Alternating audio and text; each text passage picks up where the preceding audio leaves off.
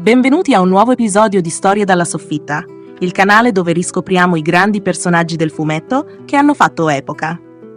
Oggi ci immergeremo in un mondo magico e misterioso per parlarvi di una delle eroine più affascinanti degli anni 70, Naga la Maga.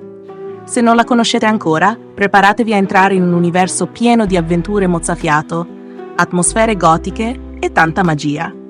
Se invece siete già fan, questo è il momento perfetto per rispolverare ricordi e scoprire qualche chicca in più su questa iconica protagonista. Naga la Maga nasce nel 1975, dalla mente creativa di Renzo Barbieri, un vero e proprio pioniere del fumetto italiano. Naga non è la solita maga che ci aspetteremmo, è una donna dotata di poteri straordinari, magnica e seducente, immersa in avventure fuori dall'ordinario, piene di sorprese e colpi di scena. Ma non è solo il potere magico a definire Naga. Il suo carisma la rende una figura unica, capace di spostarsi tra lusso, mondi fantastici e pericoli incredibili.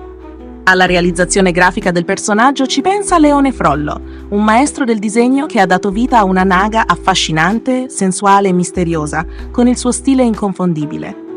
Naga è molto più di una semplice strega. Le sue avventure spaziano tra magia, misteri e incontri con creature soprannaturali, tutto condito da un'ironia sottile che la rende una protagonista indimenticabile. Le sue storie si svolgono in ambientazioni maestose. Tra castelli gotici e lussuose auto d'epoca, la sua figura emerge come simbolo di potere e libertà.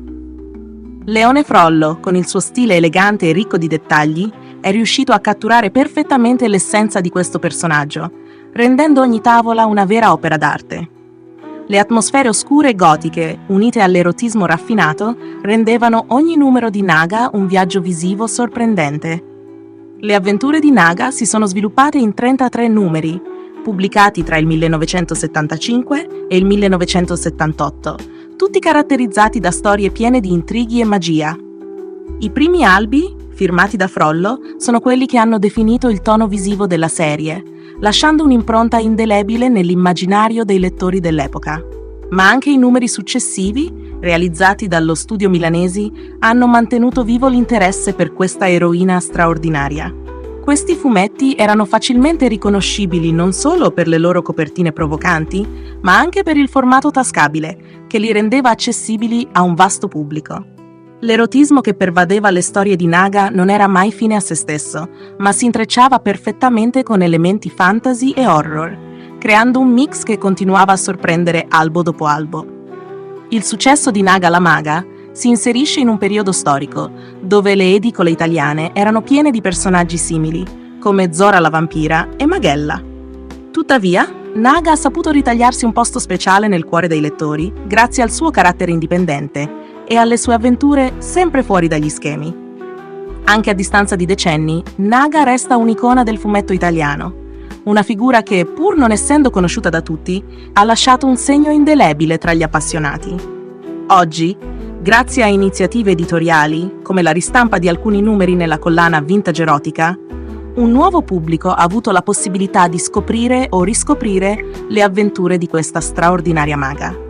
È davvero affascinante vedere come, anche dopo tanti anni, la figura di Naga sia ancora in grado di catturare l'attenzione e l'immaginazione di chi si avvicina al suo mondo. Leggere Naga la Maga oggi è un'esperienza che ci riporta a un'epoca di grande libertà creativa, in cui il fumetto osava raccontare storie fuori dagli schemi. La combinazione tra la scrittura innovativa di Barbieri e i disegni eleganti di Frollo ha dato vita a una protagonista che è rimasta nel cuore di chi ha avuto la fortuna di leggere le sue avventure. E non è un caso che, nonostante il tempo passato, il fascino di Naga resti immutato. E voi? Avete mai letto le avventure di Naga la Maga? Se vi piacciono i personaggi del passato e siete curiosi di scoprire altre storie che hanno fatto la storia del fumetto italiano, non dimenticate di iscrivervi al canale. E se conoscete già Naga, lasciate un commento qui sotto. Sarei curiosa di sapere cosa ne pensate.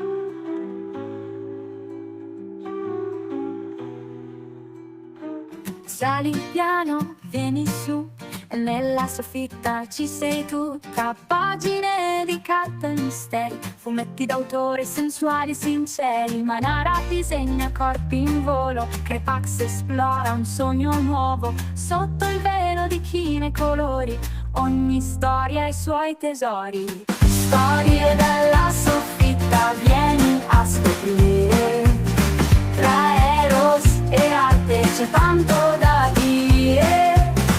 Fumetti italiani di culto e passione, iscriviti al canale, entra in questa visione. C'è Valentina, icona ribelle, tra luci soffuse, tra trame più belle. Frollo dipinge un mondo perduto, dove il piacere non è mai taciuto. Ogni albo ha un'anima forte, che sfida tabù, spalanca porte. Dal fumetto noir a quello erotico, in soffitta tutto è quasi magico. Storie dalla soffitta, vieni a scoprire. Tra Eros e arte c'è tanto da dire. Fumetti italiani di culto e passione, iscriviti al canale, entra in questa visione. Sotto le stelle dei grandi maestri, tra tavole e inchiostro tutti son desti. Da Ugo Pratt a Pazienza sognante, il fumetto è una danza travolgente. Tra curve morbide e trame profonde, qui la cultura si fonde e confonde. Storie dalla soffitta, vieni a scoprire. Tra Eros e arte c'è tanto da dire. Fumetti italiani di culto e passione, iscriviti al canale, entra in questa visione. La soffitta è un rifugio segreto, dove ogni fumetto è un universo completo. Storie dalla soffitta, vieni qui anche tu, ogni video è un viaggio, tutto da vivere in più.